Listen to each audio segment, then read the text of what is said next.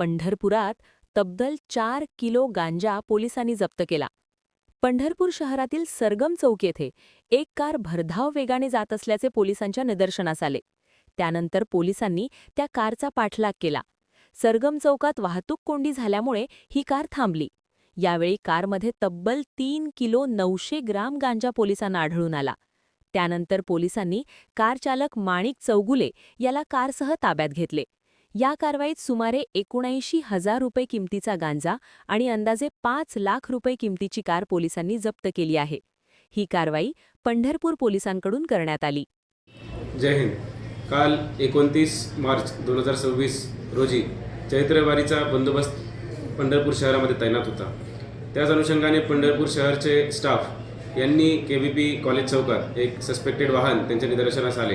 त्यांनी थांबण्याचा इशारा केला. ते वाहन थांबले नाही आणि मग पुढे जाऊन ते वाहन DVP मॉलच्या समोर त्याला अडवले व त्याची झडती घेतल्यानंतर असे त्यात आढळले की त्याच्यात 2 पॅकेट्स एक हिरवे पदार्थ त्याच्यामध्ये आहे. नंतर शहानिशा झाल्यानंतर ते गांजा सस्पेक्टेड असं त्याच्यामध्ये आहे असं कळतं आहे. त्याच्याच अन्वये ही जी काही वाहन होतं त्याचा वाहन क्रमांक आहे MH13BN 4868 आणि त्यामध्ये जो आरोपी आहे त्याचे नाव आहे माणिक चौगुले.